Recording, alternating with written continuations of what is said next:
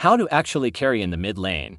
Look, you are at the dead center of the map. Your ultimate goal is to act like a second jungler, or a support with higher damage potential. You want to give your team a constant numbers advantage through lane priority and roams. To do this, pick one champion and master them. If you like Lux as an artillery mage, Vex as a burst assassin, or Veigar as a control mage, pick just one. Learn all these rules on them first, then transfer the skill later the same way you'd master Anivia before moving to Aurora and Lysandra. Switching around too much just makes core skills harder to maintain. When it comes to runes and items, always default to the most popular option unless it completely clashes with your playstyle, and you definitely know a better route. But here is the trick. You have to figure out why people run them so you can use it to your advantage. Take bone plating, for example. It is amazing when the enemy's trade patterns involve multiple spells, like a Zed combo, but it completely sucks against Azereth, where his only play is a single long-range Q that chunks your entire health bar. Long story short,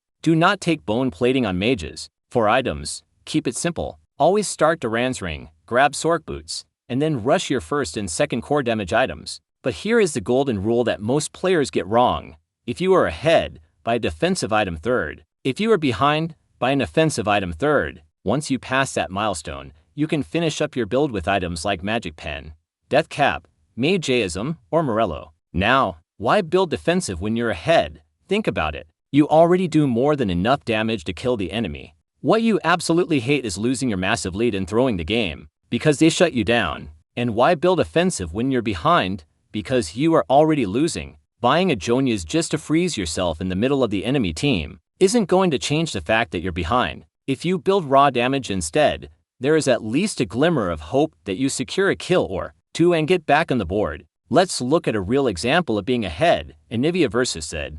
I already have the damage to kill Zed. I don't need more damage to kill him quicker, but he can still kill me because he's an assassin. So, I buy a Jonias to prevent him from ever killing me. On the flip side, here is being behind. Veigar versus Talon. I am going to die anyway if he gets on top of me. I might as well try to do as much damage as I can, so maybe my teammates or the tower can finish him off. When you're in the laning phase, you only have to real objectives, pressure the enemy, and push the wave.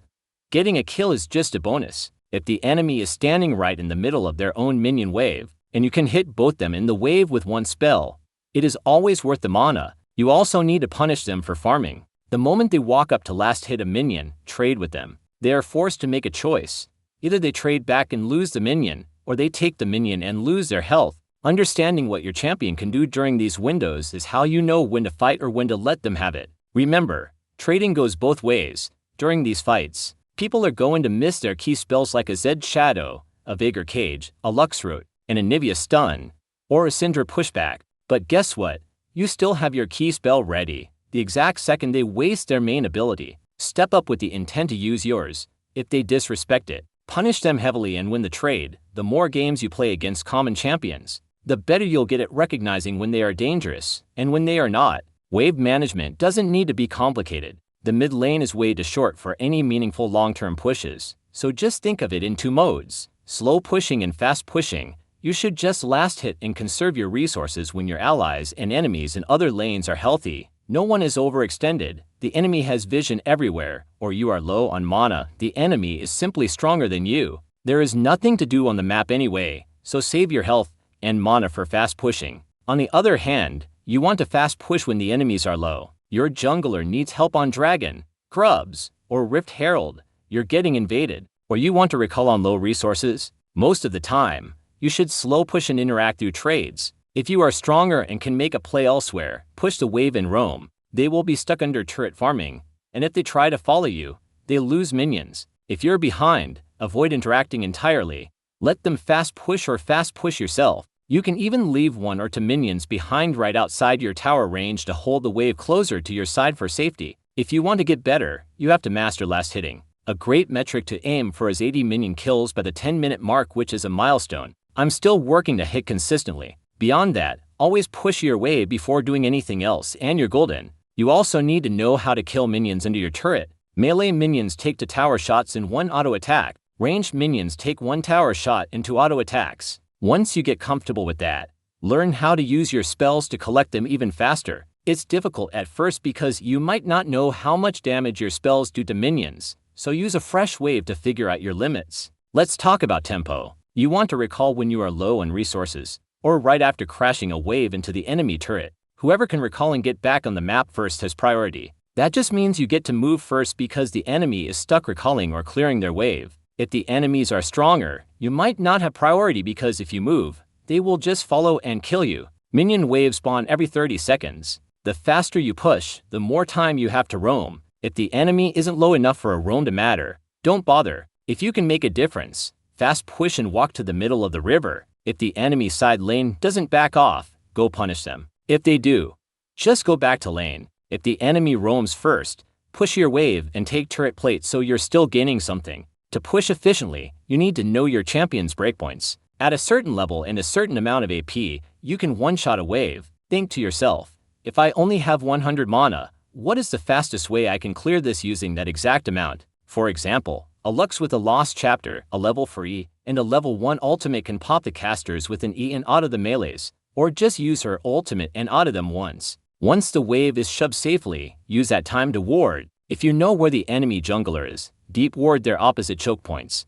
If not, just place entrance wards so you don't get ambushed. Use a sweeper on Vex to deny vision for roams, or a blue trinket on Lux for safe scouting. You can even use abilities like Luxie or check for presence of Mind Rune procs to see if anyone is hiding in a bush before you enter it. In the mid-game, if you have teleport, go to the lane that is furthest away from the next major objective, or whichever lane is empty. Fast push it as safely as you can. Then group with your team while the enemy sends someone to collect the wave. Rinse and repeat. If action breaks out, just teleport directly to the fight. In the late game, everything will kill you if you get caught out. Stop taking risks and stop guessing. Safely push side waves, then join your team to fight for Dragon, Soul, Elder, Baron, or Victory. If your team gets caught, commit everything you can. If the majority of them die, you can't stop the enemy from winning anyway. Don't take coin flip risks, like walking blindly into a bush when no enemies are on vision. When team fighting, unless you can one-shot someone safely, stay with your team. You need to do damage safely while providing cover if they get attacked. You're only useful if you're alive, and staying alive is usually more important than trading deaths. Finally, tracking the jungler is a crazy difficult skill. I can't even do it properly yet. Paul can to an extent, but Oscar is easily the best at it. Don't worry about counting their minion kills, or paying. That's too complicated. Just use your deep wards to find their approximate location, and play toward the side of the map where your own jungler is. Always assume the enemy jungler is nearby. Unless you can 99.9% guarantee a kill and get out safely, don't chase. Just fast push, ward, recall, or roam. If you know where they are, play to the opposite side to maximize your chances of running away.